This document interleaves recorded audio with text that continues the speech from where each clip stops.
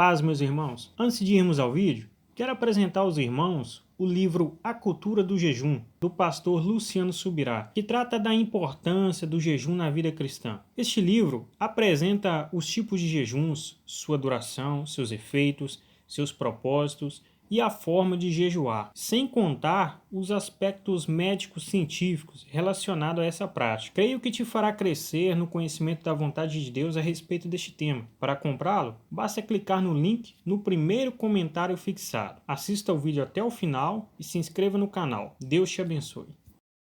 Vamos procurar entender esse questionamento a respeito da vontade de Deus, né? Se Deus faz o que quer, quando quer, só do jeito que quer, como se ele agisse de forma unilateral, qual o sentido de orar? Como eu disse antes, ele já vai fazer o que ele quer, independente da gente pedir ou não. E se a gente pedir alguma coisa que ele não quer, ele também não vai mudar o que quer porque a gente pediu. Então qual o sentido de orar? Não só qual o sentido de orar, qual o sentido de Deus nos mandar orar? Será que isso tudo seria mera encenação? Será que Deus apenas olhou lá do céu e disse, esse povo não tem o que fazer, vamos deixar eles acreditar que eles influenciam alguma coisa, mesmo que isso não leve eles a lugar nenhum? Será que é assim que Deus agiria? Será que essa seria a dinâmica do seu caráter? Vamos iludi-los para alguma coisa que não produz resultado? Nós sabemos que isso não é verdade. Por quê? A Bíblia traz afirmações recorrentes de que Deus ouve o clamor dos homens. Ao que diz Josué, capítulo 10, versículo 14, quando se refere ao dia em que naquela batalha para ajudar os gibeonitas contra os cananeus, a Bíblia diz que Josué orou e Deus faz parar o sol. O dia se estendeu para que eles tivessem mais luz natural para poder vencer e exterminar completamente o inimigo. Olha o que a Bíblia diz, Josué 10, 14. Não houve dia semelhante a esse, nem antes nem depois dele, tendo o Senhor assim atendido a voz de um homem, porque o Senhor lutava por Israel. A Bíblia diz que Deus atendeu a voz de um homem. A Bíblia não diz que isso aconteceu apenas porque Deus predeterminou no seu conselho por si mesmo que faria isso, alguém pedindo ou não. Aliás, essa palavra traduzida, atendeu. E eu particularmente acredito que atendeu é a melhor opção de tradução no contexto. Mas ela muitas vezes é traduzida como ouvir, no sentido não só de escutar, mas de realmente responder e atender alguém. E ela muitas vezes é traduzida como obedecer. Nós sabemos que isso não se aplica a Deus, porque nós devemos obediência a Ele, não Ele a nós. Mas a Bíblia está dizendo que Deus fez porque um homem pediu. E eu não sei você, mas eu fico empolgado com essa ideia de que de alguma forma a nossa voz possa ser ouvida. É lógico que Josué está orando dentro do escopo da vontade revelada de Deus. Deus disse, vocês vão avançar, vocês vão conquistar a terra, nenhum inimigo vai resisti-lo durante todos os seus dias, eu vou lutar por vocês. Então ele se posiciona e diz, está do nosso lado, precisamos de mais luz do dia. Não queremos que o Senhor lute em nosso lugar, mas já que o Senhor luta por nós conosco, nos dê mais luz, nos deixe exterminar todo mundo.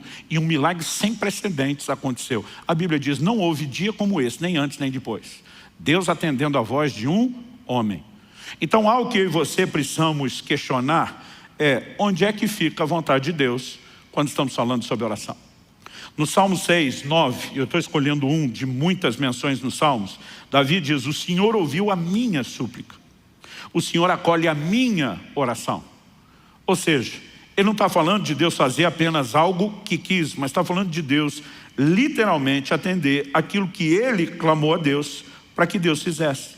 No Evangelho de João, nós temos algumas declarações que também não podem ser ignoradas. João capítulo 14, versículo 13, Jesus diz, e tudo o que vocês pedirem em meu nome, isso farei, a fim de que o Pai seja glorificado no Filho. Se me pedirem alguma coisa em meu nome, eu o farei. Eu não sei você, mas eu fico empolgadíssimo com declarações como essa, né? Ao olhar para as declarações da palavra de Deus, no mesmo Evangelho de João, nós vemos outras afirmações, como por exemplo, João 16, 23 e 24, Jesus diz, naquele dia vocês não me perguntarão nada. Em verdade lhes digo, se pedirem ao Pai alguma coisa em meu nome, Ele lhes concederá. Até agora vocês não pediram nada em meu nome, peçam e receberão, para que a alegria de vocês seja completa. Ele não está falando mero e simplesmente de Deus fazer apenas o que quer. Mas ele está sinalizando que eu e você podemos alcançar de Deus algumas coisas que nós queremos, porque nos posicionamos para pedir. E Tiago diz, alguns não estão alcançando, é porque não pedem. Outros até estão pedindo, mas não chegam lá, porque pedem mal, estão fazendo a coisa certa do jeito errado. Mas o que a Bíblia está mostrando é que se eu e você fizermos a coisa certa do jeito certo, nós podemos ver a ação de Deus e o sobrenatural invadindo as nossas vidas. Quem está entendendo, diga amém. No entanto, não podemos negar que há uma relação muito forte na Escritura entre oração e a vontade de Deus.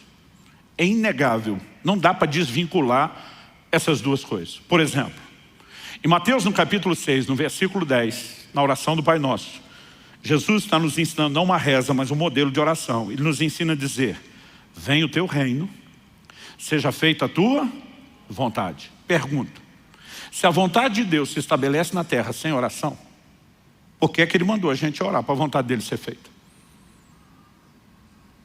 Nós estamos falando de uma simples encenação? Ou existe alguma relação entre orar e a vontade de Deus poder ser executada, poder se manifestar? Eu particularmente acredito na segunda opção e não na primeira. Uma outra coisa que nós não podemos deixar fora da equação é que orar alinhado com a vontade de Deus é garantia de resposta. 1 de João, capítulo 5, versículos 14 e 15 diz o seguinte: essa é a confiança que temos para com Ele, que se pedimos alguma coisa segundo a sua vontade, Ele nos ouve. E se sabemos que Ele nos ouve quanto ao que lhe pedimos, estamos certos de que obtemos os pedidos que lhe temos feito.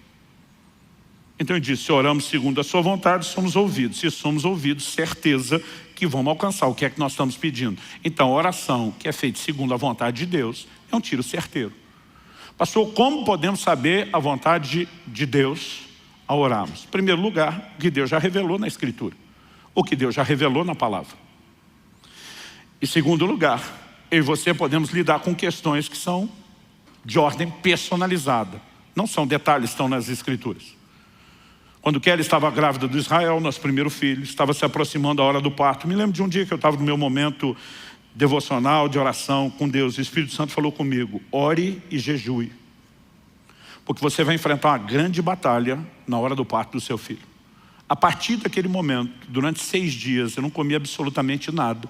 Eu fiquei em oração e intercessão contínua, até que no 6º dia me veio o que eu chamo de um testemunho de vitória. Alguns dos crentes mais antigos, em especial do meio pentecostal, usavam uma expressão que é, nós vamos orar até chegar lá.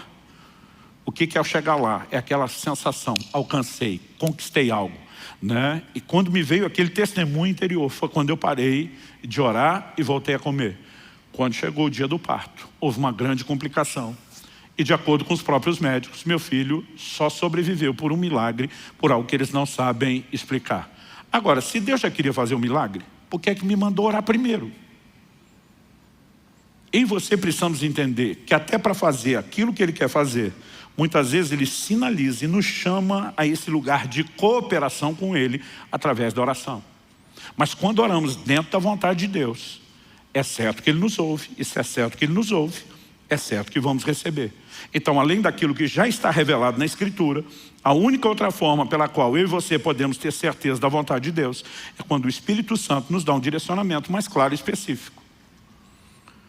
Além disso, vamos colocar ainda nessa equação algo que volta e meia eu falo aqui. Eu sempre tenho dito que oração não é só o meio através do qual eu e você conseguimos de Deus o que a gente quer. Isso é uma parte da oração, mas não é a verdade completa. Porque a oração também deveria ser em contrapartida do meio através do qual Deus consegue de nós o que Ele quer. A oração também deve compor na nossa vida um ambiente de rendição e de sujeição à vontade de Deus. A Bíblia diz em Mateus 26, 39, que no Getsêmani o Senhor Jesus ora, né? O livro de Hebreus interpreta o que aconteceu no Getsêmani, dizendo que Jesus ofereceu com forte clamor e lágrimas, orações e súplicas a quem o podia livrar da morte. Então, quando lá no Getsêmani nós lemos nos evangelhos Jesus dizendo, Pai, se possível, passe de mim esse cálice. Cálice no próprio ensino de Jesus fala de sofrimento. Ele basicamente está dizendo para Deus, se tiver um plano B, que dê para evitar a morte por crucificação, vamos ativar o plano B. Contudo, seja feito não a minha, mas a sua vontade. A oração sempre tem que nos levar ao lugar da vontade de Deus. E se a nossa vontade estiver em colisão com a dele, nós precisamos nos submeter à vontade dele. Ou seja, até agora, o tempo todo, nós estamos vendo uma forte relação entre oração e a vontade de Deus. Essa é uma das razões pelas quais as expressões de fazer lembrar do Senhor não tem papel informativo, mas são um posicionamento de dizer: o Senhor já revelou sua vontade na palavra e nós apenas estamos colocando isso diante do Senhor para que fique claro que não estamos orando fora da sua vontade. Entender que há uma relação forte entre a oração e a vontade de Deus é importante, mas não apenas entender que Deus não vai atender uma oração fora da sua vontade. Isso também é verdade e tem que ser trazido para dentro dessa ideia. Nós temos orações na Bíblia que foram ignoradas. Um exemplo disso, o que você vê em 2 Samuel, capítulo 12. Depois que Davi comete o pecado de adultério com Batseba, de homicídio de Urias, Natã, o profeta, é enviado a ele. Expõe e denuncia o pecado dele, anuncia uma palavra de juízo dizendo: essas serão as consequências dos seus atos de pecado. E entre eles, Natã diz: a criança que foi gerada nessa relação pecaminosa vai morrer. Quando a criança adoeceu gravemente, Davi passa 7 dias prostrado, com a cara no chão, jejuando, clamando misericórdia sobre a criança. Mas o quadro dela não mudou, porque Deus já havia sinalizado sua vontade. Diz: você pecou, o juízo está acontecendo, você vai colher o fruto que você fez. E a situação não muda. Embora seja o mesmo Davi que lá no Salmo 6:9 nós vimos ele dizendo: o Senhor atendeu a minha súplica, ele ouviu a minha voz. Aqui nós vemos Deus olhando para ele dizendo: nesse caso você não vai ser atendido. Aliás, vamos tirar um exemplo pessoal só de Davi e vamos tentar ter um olhar mais abrangente, genérico. Provérbios 28:9 diz assim: quem desvia os ouvidos de ouvir a lei, aqui a lei de Deus, a palavra de Deus, até a sua oração será abominável. Ou seja, uma pessoa que está andando contrária à palavra de Deus, em deliberada quebra de mandamentos divinos, sua oração não só não será atendida, como a Bíblia diz, é abominável a Deus. Então é evidente que nossas orações têm um poder extraordinário dentro do escopo da vontade de Deus. Ou seja, orações fora da vontade de Deus não serão atendidas. Por outro lado, me parece muito claro também na Escritura que a vontade de Deus, sem as nossas orações, também não será executada. Então, qual seria a razão pela qual Deus nos chama a orar pelo cumprimento da sua vontade?